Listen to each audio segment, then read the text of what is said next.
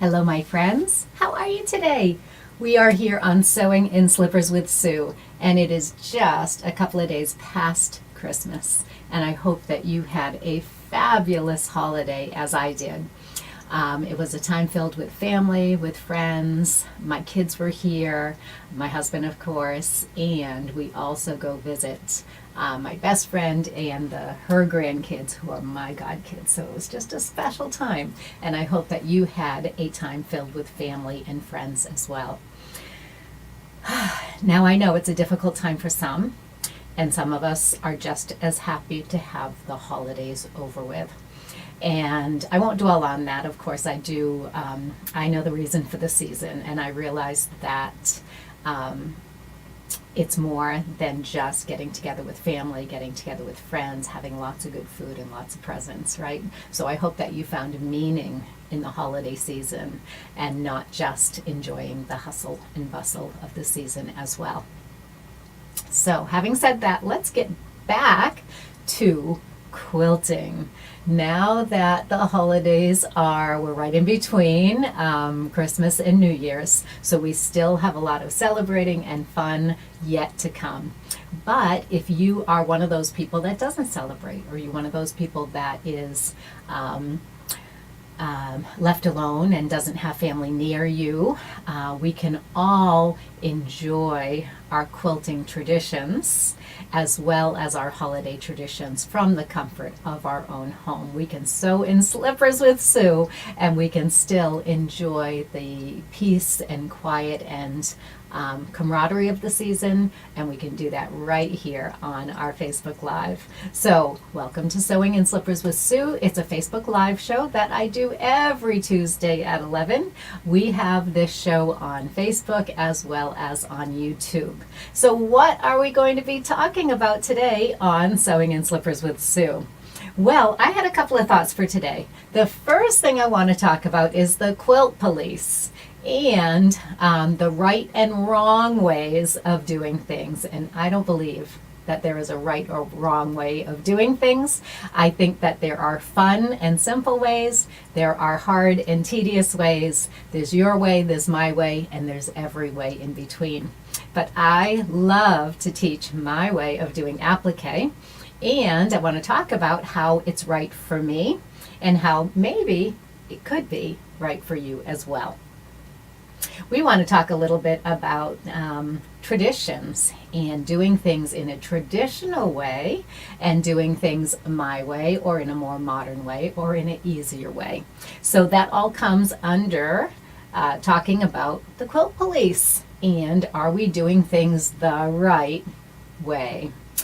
Then to expand on that a little bit further, we're going to be talking a little bit more about my next project, which is Almost in Baltimore, and you are welcome to join us for Almost in Baltimore in our Ahead of the Curve group. So we're going to talk a little bit about that project as far as how it relates to the Quilt Police, and are we doing things the right way or the wrong way, and do we need to stick to tradition when we're doing a Baltimore quilt. So let's talk about all of those things today on Sewing in Slippers with Sue. I'm glad to see that some of you are joining us. Good morning and Happy New Year to Kay. I see Kathy in Ohio coming on, and I see my Facebook user that says good morning, guessing that might be Elaine. Who knows? Let me know your name when you are leaving comments, because I don't see your name here on StreamYard, which is what I'm using to go live on Facebook. Good morning, Mary. Good morning, everybody. And Ellie, good morning. So nice to see all of you here today. After your busy holiday, I hope that you can take some time this week to regroup, right? We're looking forward to the next year. We want to regroup and think about what's coming up next. So in that spirit, I want to talk to you about the right way and the wrong way to do certain things. Now, I listen to a lot of podcasts like this show right here. I listen to a lot of podcasts that are just audio. I do that while I'm walking. I do that while I'm driving to the gym. I do that whenever I'm in the car, when I'm hiking without my husband. Of course, I don't I don't listen to podcasts while we're together because we want to chat. But whenever I'm alone and I'm doing something that's rather tedious or time consuming and I don't need to concentrate all that much, I'm often listening to podcasts, and that includes while I'm blanket stitching. Podcasts are a wonderful thing to do while you're blanket stitching. And on one of those podcasts last week, the guest and the hostess were talking about the right way to applique, and oh my gosh, I guess I got a little frustrated because of their very narrow views of what applique should be. So I want to talk about that a little bit, and I want to talk about who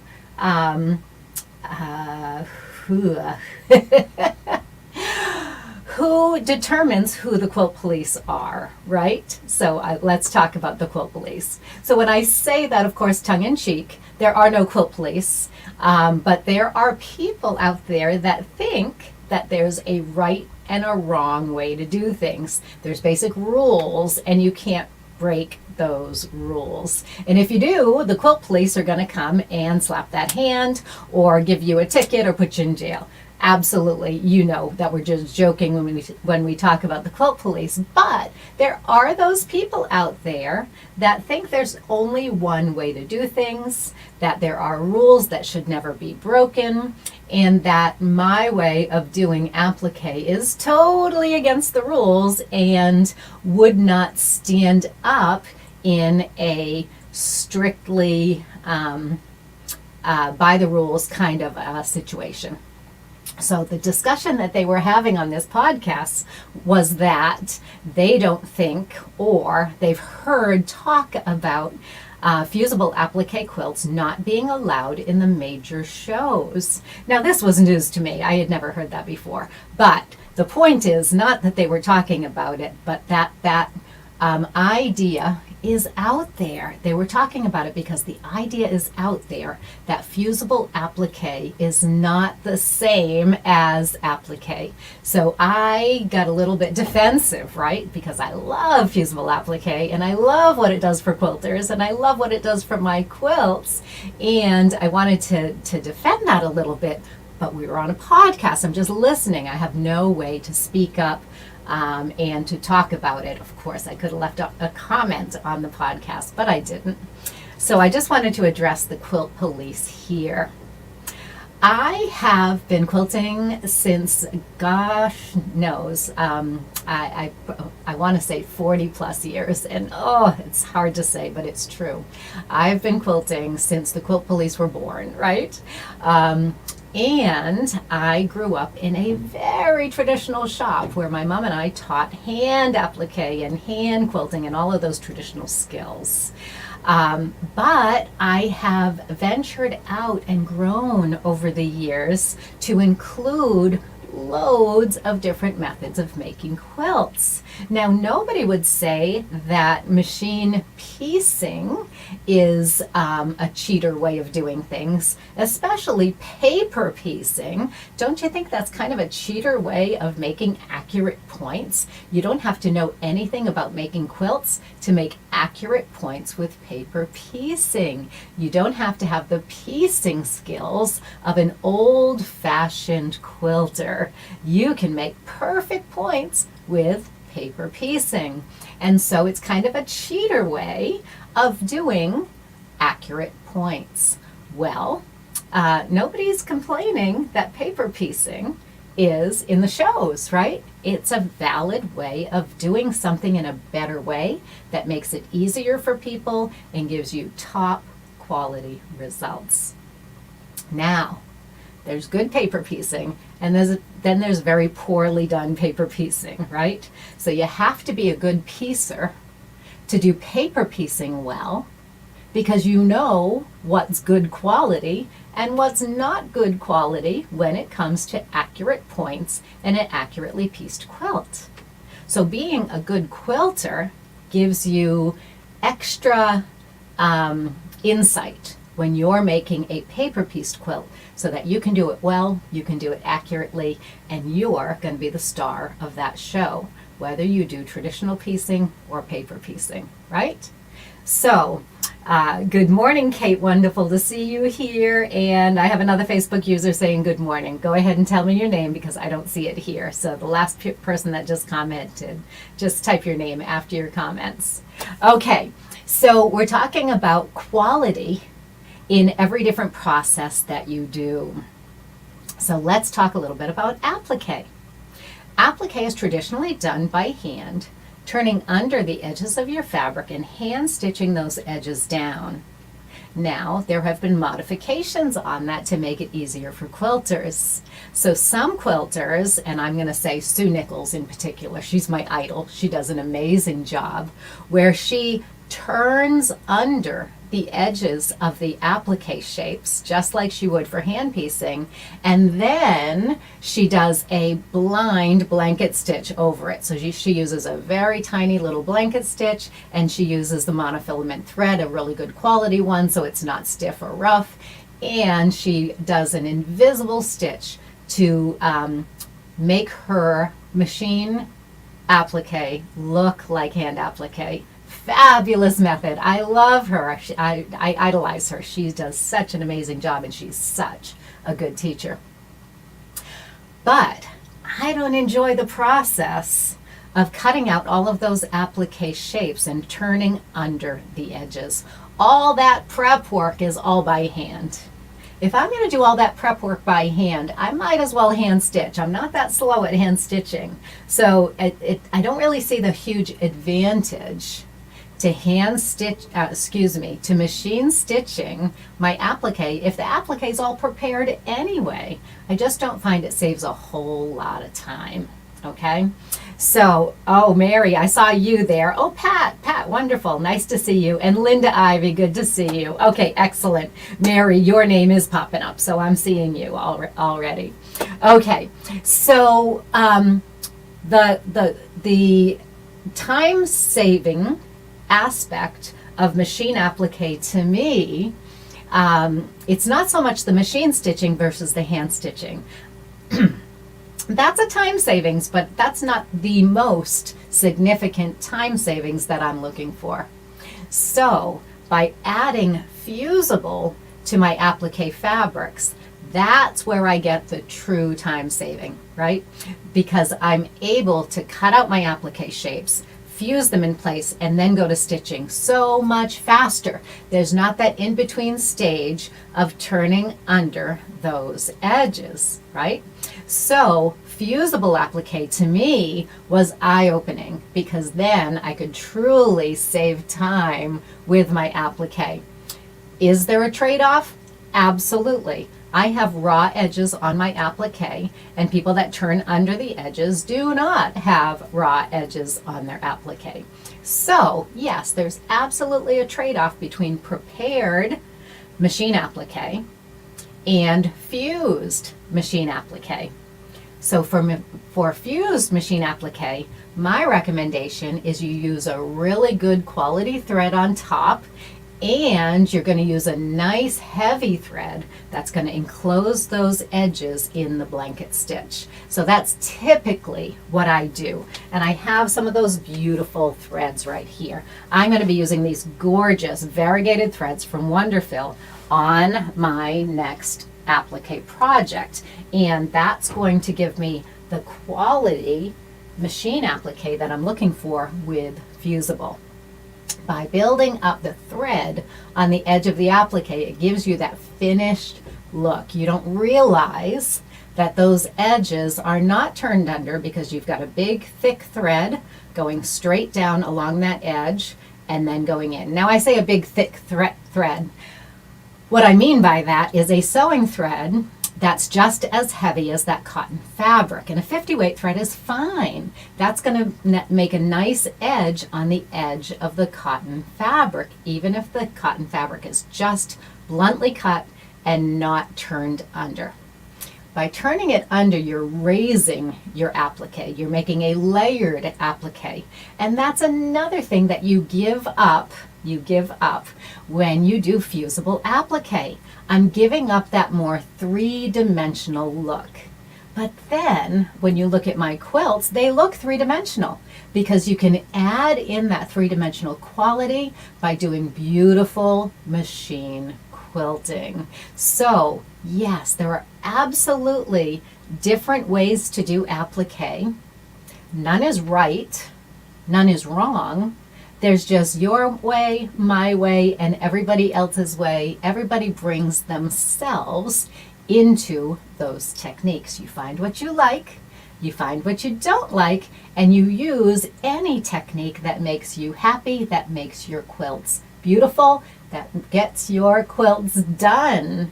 Some of us don't have the time to be doing hand applique all the time. So doing that machine applique, especially the fusible applique, frees up our time. It gives us more time to get things done. So in my mind, there is nothing wrong with that. So let's get back to the Quilt Police, right? There are people out there that would say that fusible applique is not a good way to go, that you're putting chemicals into that quilt and that gluing down with fusible your applique pieces is not the traditional or the right way of doing things. Well, you're absolutely right. It's not the traditional way of doing things, and it is a different way of doing things, but different doesn't mean it's wrong. So what I strive for is doing the best quality fusible applique that I can do, and it holds up to those judges. I just had this quilt back here. You're only seeing a little portion of it because I have so many other things to show you. But there's a little portion of my Tula quilt back there that showed at a national show and won first place in its category. So I was so thrilled, but I was so validated, right? That my method of fusible applique is not only not wrong, it is such high quality that the judges respect that and awarded me for that top quality on my applique. So this is what I teach: top quality, fast, fun, fusible applique. So let's talk a little bit more about the Quilt Police. The Quilt Police like to make some rules. They like to put people in boxes, right? So if you're in the box of a hand applique, oh, Quilt Police love you. If you're in the category of fusible applique, they're going to put an X right through my box. They don't want to see fusible applique quilters. But what they're missing is that I'm able to do more, I'm able to do it faster, I'm able to have more fun, and it's very satisfying to me to make my applique quilts this way. So there are as many different styles as there are quilters, and you need to find what's right for you. So I might not fit into their box, I might not use their rules, but I am still making quilts that make me happy, that warm my family, that go on the beds, that get used, because they're not hand applique quilts that took me 2 or 3 years to make. They are fast, fun, fusible products, and they are beautiful, and the quality is right there. Okay, so let's talk a little bit about tradition.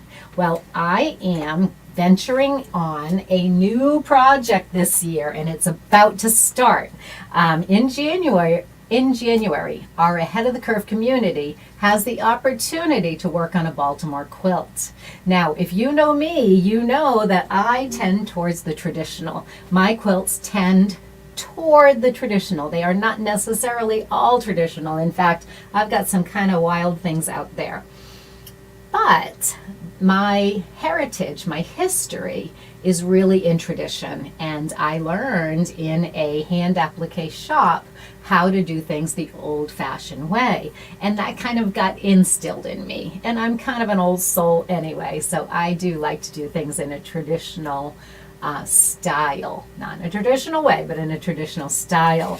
So I have been a huge fan of Baltimore album quilts, and Ellie Sienkiewicz, and I apologize if I'm saying her name wrong, but Ellie is, to me, the authority on Baltimore album quilts. And I have always aspired to making a Baltimore album quilt. And probably my baskets quilt or the Tulip Pink True Colors of Springtime quilt, that's probably the closest that I've come to doing something Baltimore-esque. Or my Magical Garden quilt, that was also similar to a Baltimore quilt in that every block was different and it's all applique. What those two quilts don't have is some of the traditional elements such as embroidery, inking, three-dimensional flowers. All of those additional elements make Baltimore album quilts special. Now you can make a Baltimore album quilt without any of those elements. But if you want to go and look at traditional quilts, you will often find those elements in the quilts. And I love studying Ellie's books because she is a true historian. She's gone through all of the traditional quilts and she incorporates into those patterns some, you can't see that there, but some inking that says marriage on it. And so she's going to write that in her indelible ink. And every little flower has stitching on it, whether it's some little center French knots in the centers of her flowers to represent the pistils and the stamens and the flowers, or just some little decorative elements, some little straight lines out from these flowers and some little French knots at the end. This design has decorative machine stitching, decorative hand stitching all along the vines and the leaves to make that flat edge fabric look like it has texture, so that you could, it looks a little bit like one of those wild roses with all the little thorns on it. So all of these little details, all of these, I should say not little details because they're time-consuming details, but all of these details contribute to making those Baltimore album quilts really special.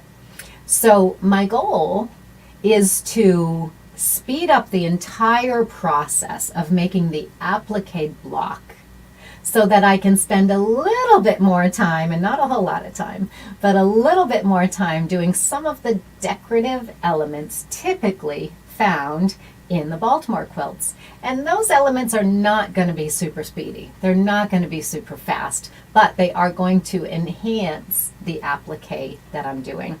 So what I've chosen to do this year is a plain and fancy Baltimore block every month. So the plain block will be plain. It will just be the applique the way that I do it. Fusible rotary cut applique so we can get it done quick.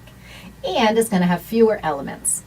Well, typical Baltimore blocks are really complex, right? So we're going to add a fancy version that maybe has more applique pieces, and it's probably going to have some embellishing. It's going to have some fancy stitches. Now, I can do fancy stitches on the machine. I don't necessarily have to do those by hand. So we're going to talk about some fancy stitches by machine, some inking, some three-dimensional flowers, and all of those special elements that make that quilt really special. So why am I getting into all of that? Because the Quilt Police would say that my Baltimore album is not at all traditional. And it's not. I never will be a traditional quilter again that does everything by hand, including the hand applique and the hand embellishing. I'm never going to be that quilter again. I've developed my own style, which brings it into my realm, my comfort zone, which is fusible rotary cut applique. And then I'm going to add some possibly faster ways to do that embellishing. Some of these embellishing methods are going to take a little bit of time. So I love to honor tradition where it's warranted. When I can't make something look the way I want to with my more speedy methods, I will absolutely go back to a more traditional method if that's the look that I'm going for. So I love to be able to incorporate more techniques into this Baltimore quilt. Some of them might be more traditional techniques. So even though I'm kind of known for being the one who does things in a fast and easy way, I'm going to bring in some techniques that might take a little bit more time, just so that if you want to explore further, if you want to go into those fancy Baltimore blocks, you have the opportunity. So the Quilt Police might like my fancy Baltimore blocks a little bit different, a little bit better, but they're still not going to follow the rules. Okay, so I am never going to be a rule follower. I'm always going to be experimenting and trying things in different ways, and I'd love to welcome you to do that with me. So let's talk a little bit about those fabric choices. In a traditional Baltimore album quilt, you're going to find very plain background fabrics for the most part. You're going to find very boring fabric choices for the background of those blocks. And I was just going to look and see if there were any color pictures in these books where you can see the fabric choices of those Baltimore album quilts. Very plain, very simple, mostly white or muslin. Somebody suggested that I use a white and I tea dye it to make it look traditional.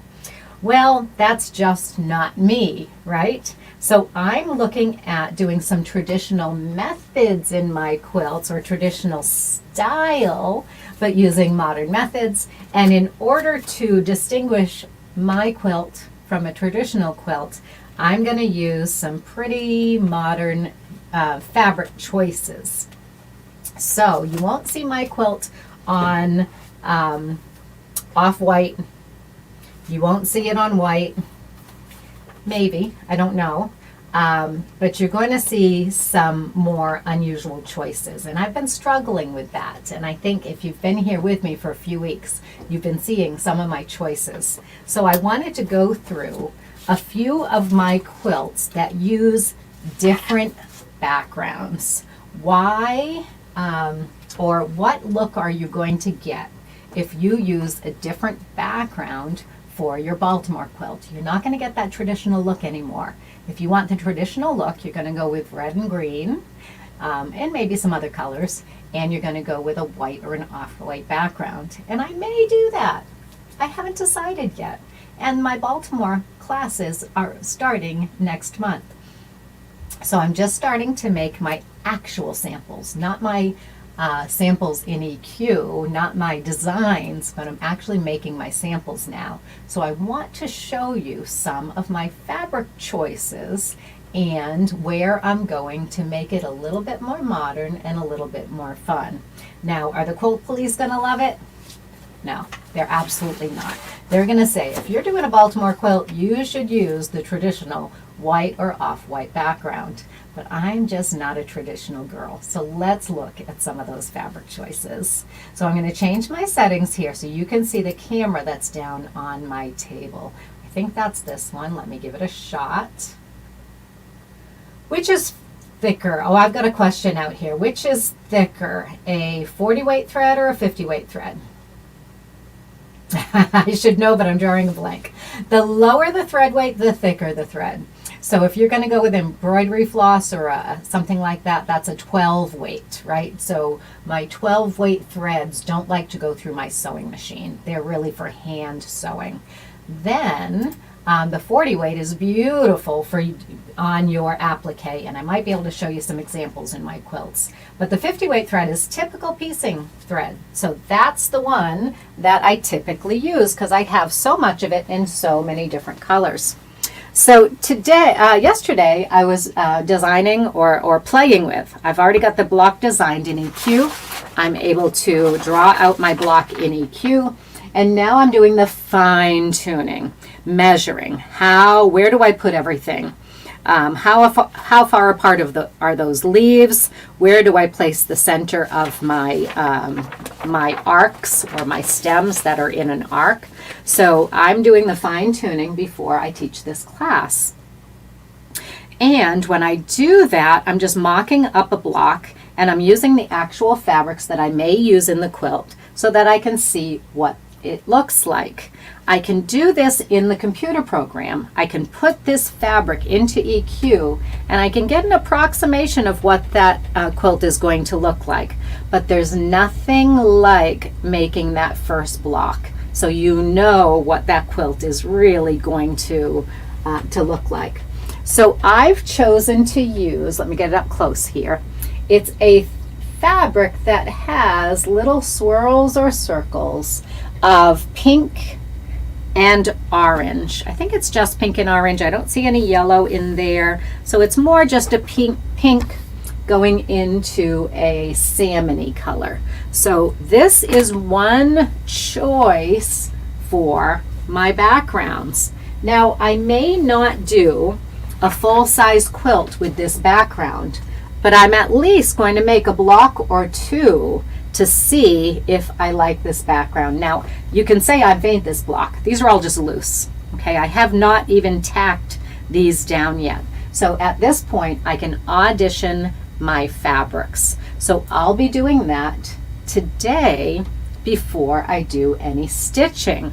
So I want to talk to you about my other fabric choices.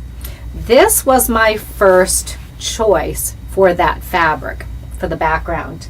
But I couldn't find enough of it, and try as I might and search on the internet, there doesn't seem to be any of this fabric still available.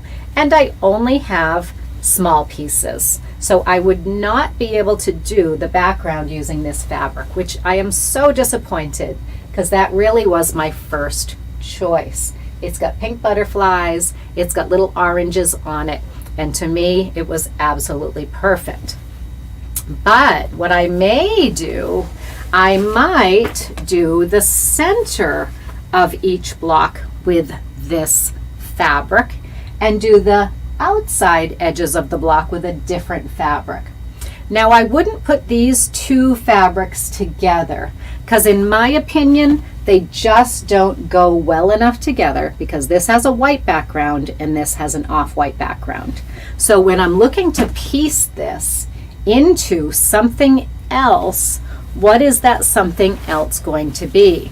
So I picked up this pink polka dot, and I'm considering using the pink polka dot outside of those little butterflies and oranges. It kind of has that flavor of the oranges, more like cherries because they're pink polka dots, but they have a similar color in the background, and I think it might be fun to piece these two together.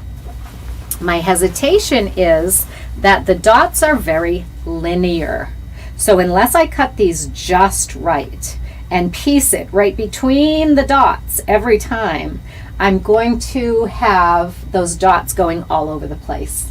And where I would have to piece kind of log cabin style or strips all the way around this piece, what's going to happen in the corners? The dots are probably going to all come together in kind of a funky way in the corners. And the corners often, oh, I knew this was going to happen. There we go. The corners often do not have any applique, right? The applique, the diagonal right here, is not going to have any applique. Now my seam would be here. So it's got a little bit of applique over it. So maybe I don't have to worry so much about those dots, but I think it may bother me if I put the dots onto the butterfly fabric. So that is one choice. And again, I haven't made my decision yet because I'm waiting for one more fabric to come from Hancock's of Paducah. But what else could I do for my backgrounds? Well, of course, I could do a traditional white background. And if I do, I'm going to use the Michael Miller. I love the Michael Miller fabric that is called, this is couture cotton, and the one that I'm using is soft white. So this is definitely going to be one of my trials, is using the soft white from Michael Miller. It is such a beautiful fabric. It's a very lightweight cotton, but very good quality. I shouldn't say lightweight, it's very fine. The threads themselves are very fine and polished, which means that it makes a finer woven cotton. So it doesn't have that slubby look that some do where you have thicker areas and thinner areas. It's all pretty delicate and beautiful. The Michael Miller Couture cotton is my favorite fabric to work with. I used to always work with Kona. Kona is much heavier. You really can't see through it. So it does a really good job when you're putting seams together. So you're not going to see through the fabric and see where those seams all come together. The Couture cotton is a little more delicate. You can see it's more translucent. So when I put seams together, they're going to show when you have one fabric under the other. You see that shadow of that layer? But when you put this on top of white batting, those seams will not show like they do on top of my fingers. So when you put this on top of white batting, it will camouflage the look of those seams. So I don't worry about that when I use the Couture cotton. I just need to make sure I choose the right batting. I don't want to use an off-white batting if I'm using white Couture cotton. That's why I often choose the soft white.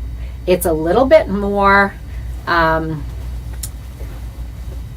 we go. There's the difference right there. It's a little more yellow or just a little softer of a white. It's not a snow white, and I like that. It's more in keeping with this fabric right here, which to me gives a little bit more of that antique-y look, because your whites on an antique quilt would certainly not be pure white anymore, right?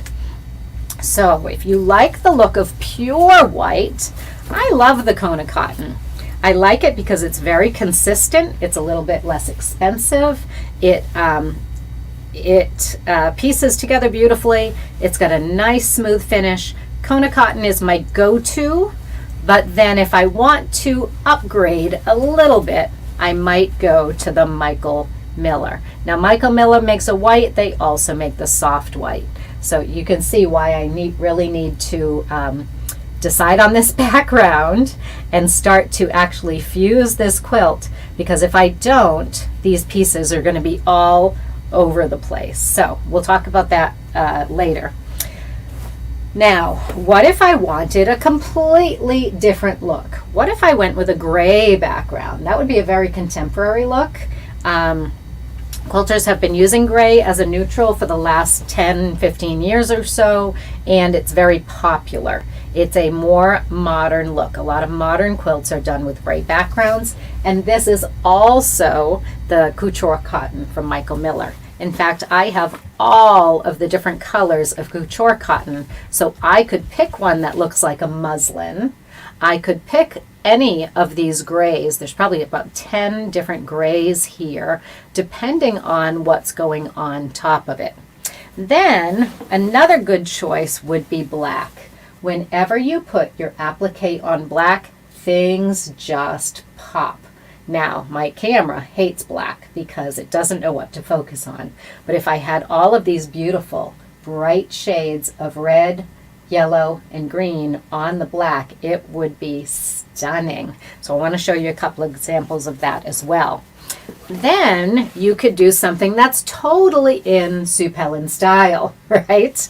A lot of my quilts are made with Tim Holtz backgrounds, which give you that antique-y look, but they're updated, right? People are using a lot of text and print in their quilts. That's been true for about the past 5 or 6 years. And Tim Holtz is the king of those printed backgrounds. So I love his patterns, and I could use something like this dictionary fabric for the background of my applique, and it would stand out beautifully on this background. But I'm not going to do that because I've done it before. I've been there, I've done that, and I want to do something completely different. Yep, it's time for me to start getting these in place, because otherwise I'm going to be rearranging them all the time. So I know that I'm going to be using this background on at least this block. But what I have to decide is which background is going to be for my plain quilt and which background is going to be for my fancy quilt. So I think that I've made the decision to use this fabric for my plain quilt, and I will probably use more of a subtle white, maybe even the Michael Miller Couture cotton for my fancy version. My fancy version would be more like a traditional quilt, so I might use a traditional white background. And my plain version is going to be more fun, so I might just use this background fabric. Now let me come back to you for a moment here, and I just want to answer any questions that you have so far, and then I want to show you some of the quilts with different backgrounds so you can get an idea of what they look like. Okay. I am very visual. A sample of black is so helpful. Oh, a sample block. A sample block is so helpful. Absolutely. Yes. Yes. You love the yellows. Okay, good, good, good, good. All right. Your method has allowed me to enjoy doing applique. Marie, thank you for that. That makes me feel so happy because that is my goal in life, is to help all quilters fall in love with applique, even if you don't want to do the painstaking, in my mind, tedious hand applique method. So thank you. I really appreciate that. All right, so if you want to do more applique with me, I am playing with the Baltimore blocks today, but in our Ahead of the Curve community, we have traditional blocks like these Baltimore albums, but we also have some much more non-traditional applique, and I'll show you a bit of that now. And Jennifer's here too. Good morning, Jennifer. Excellent. All right, so I'm going to change my camera down to my workstation where I have my quilts. I've just laid them over my sewing machine because I had so many things I wanted to show you. I kept pulling out more and more quilts, so they're not quite very organized right now, but I wanted to show you some options for backgrounds. For those people that are very visual, this might be helpful for you to be choosing your backgrounds, because now you're going to get a little feel for what backgrounds do for your quilt. So this quilt I've made with two different backgrounds, the very same quilt. The applique is different as well. So this has the brown background and all of those beautiful hand-dyed appliques. Now I forget the name of the company that I bought the hand dyes from. I will think of it, and if I can think of it, I'll put it in my newsletter or the show notes from today's show down below the show. So if I come across the name, I know her well. She's at all the shows with me, but I can't remember the name of her company. She does these beautiful hand-dyed fabrics, and I thought that they would set off beautifully on a brown background.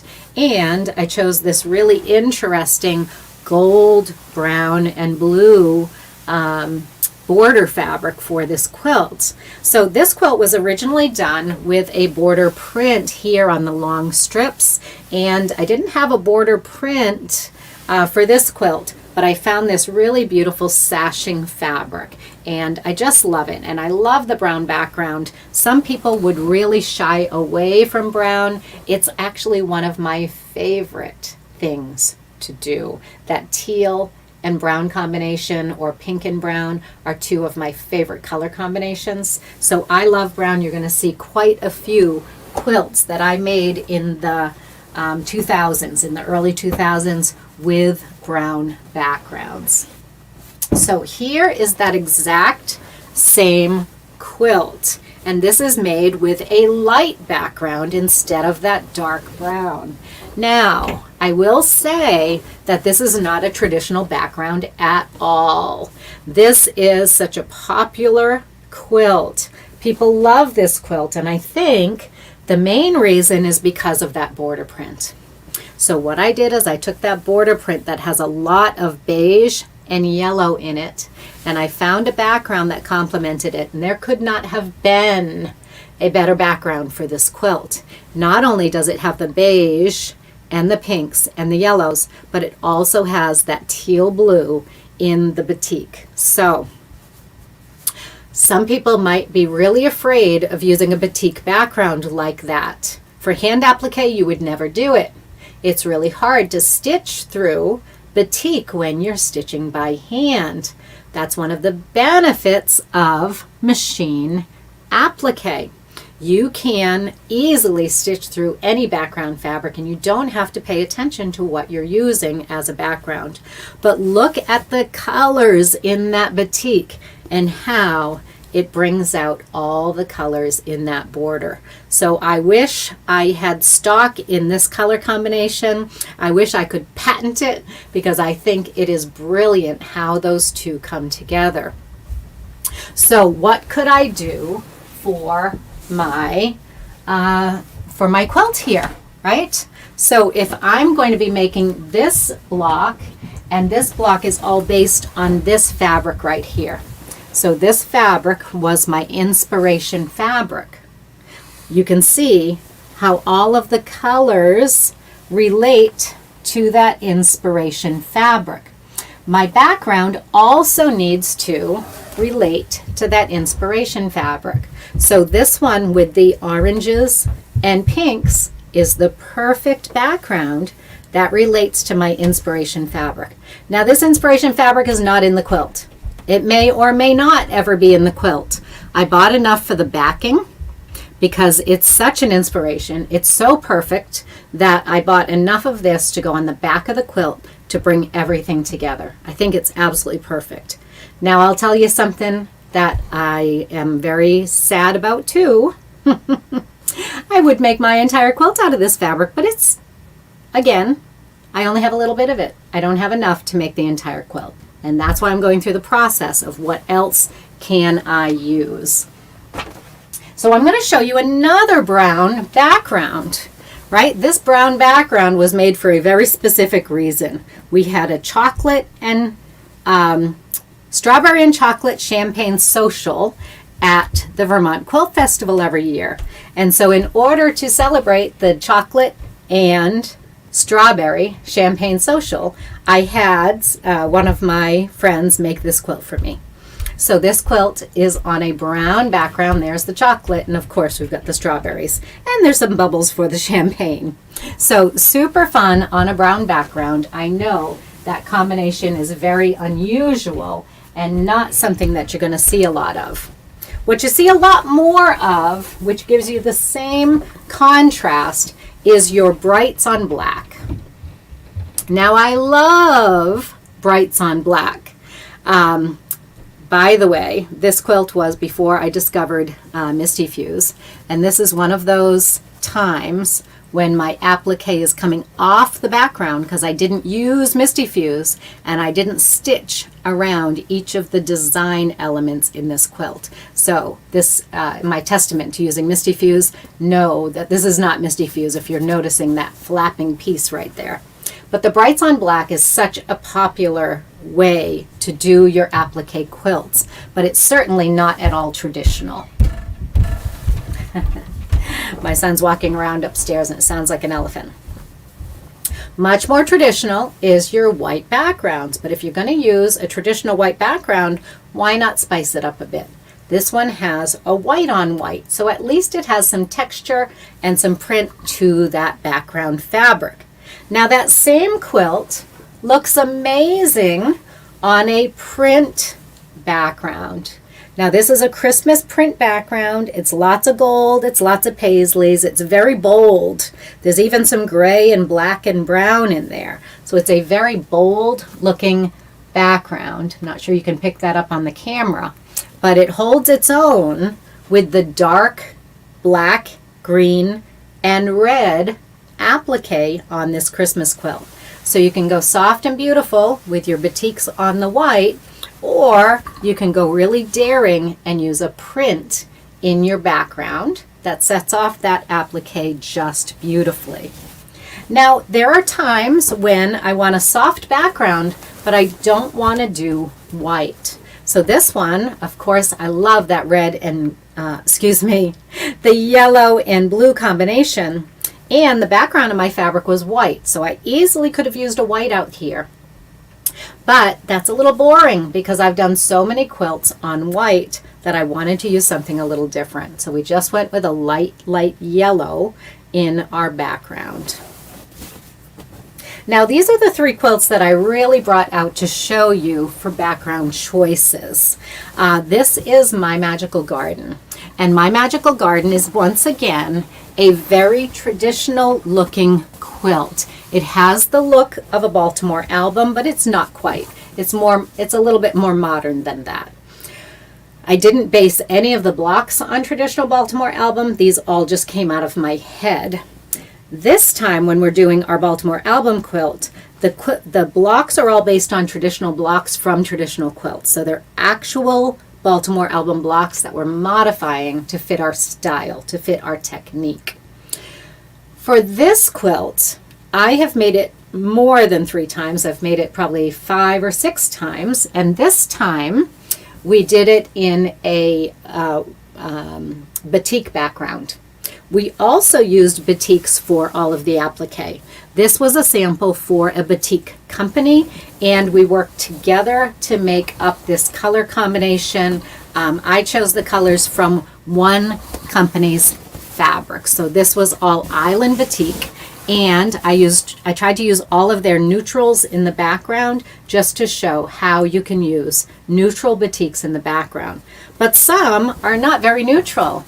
This one right here has a lot of purple, green, and yellow in there. So even though it's from a distance, it acts as a neutral, that is actually a pretty highly colored batik in the background. So you can see that I used all different batik backgrounds, all different shades of white or light colors that are represented in the quilt. So I love this example because it shows on one block how 4 different backgrounds give you quite a different look.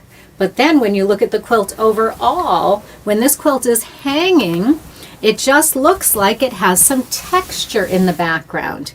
It really all blends together and all goes together when I used big 10-inch squares of lots of different batik fabrics. But I've made this quilt many times, and I wanted to do something a little bit fun. The first time I made the quilt, all of my students loved this Tim Holtz background, so that is the primary colorway for this quilt. This, I would say, is my signature quilt with this colorway of all the Tim Holtz backgrounds. So we talked about that Tim Holtz dictionary. That specific fabric is not in this quilt. It may be here and there. But I have a lot of other very, very busy prints, right? They are really busy. There is one here called Egg and Nest, and it actually has dark gray nests with eggs in it. I have one called Wallpaper. It's very heavily printed, just like a wallpaper. It's an old-fashioned print in the background here. I have this one, which has the map of the world on it and these big red lines that look like a ocean liner going from one place to the other on this old worldy map. So these big red lines, oh my goodness. People, when they see the bolt of fabric, they say, I would never use that fabric for a background for applique. But it works beautifully. And that's why this quilt has become one of my signature quilts, because I was a little bit out there in the fabrics that I used for the backgrounds. Now you can see some moths right here. Did I center those moths and made sure I had a whole moth in the panel and I didn't cut them off? No, I just used the fabric kind of willy-nilly. Wherever I cut it into 10-inch squares, whatever pattern was on that 10-inch square, that's what went into the quilt. So you can see that all of these different fabrics make wonderful backgrounds. Even something that's got dark printing on it, dark flowers back here, it still works in this quilt.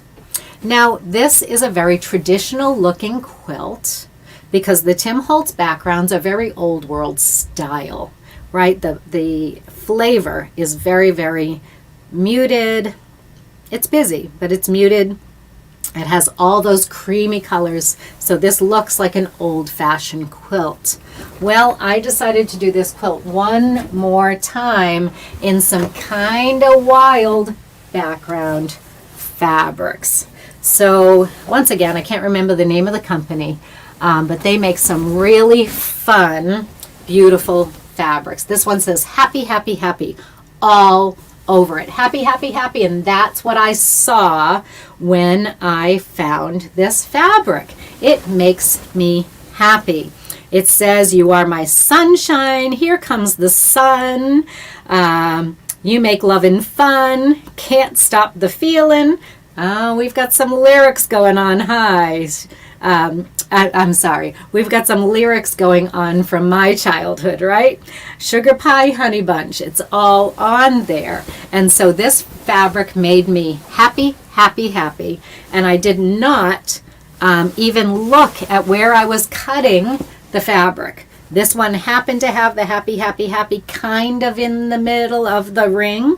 It's not in the middle because I didn't fussy cut any of this fabric, and I used great big 20-inch squares of this great big printed fabric, and I love the result. I can picture this on my niece's bed. I mean, this to me is such a fun and happy quilt, and because it's so busy, I chose not to do as much applique. I did not applique the borders on this quilt because the fabric did everything it needed to do.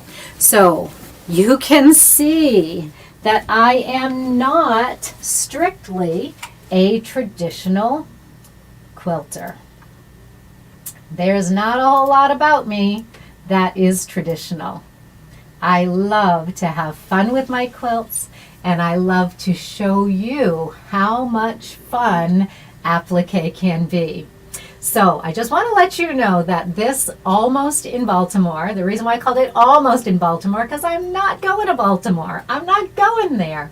I'm going to get almost there, but it is going to be something really different and really special. So you can join me for Almost in Baltimore this year in Ahead of the Curve. So Ahead of the Curve is our community where we learn to applique the fast, fun, and easy way. And I want to invite you all to come and join us in Ahead of the Curve. There are so many ways that we can learn applique together. We can sit and quilt together with sit and sews. We're going to have so much fun together this year. January is the perfect time to join. So come join us in Ahead of the Curve, and we will get almost to Baltimore together.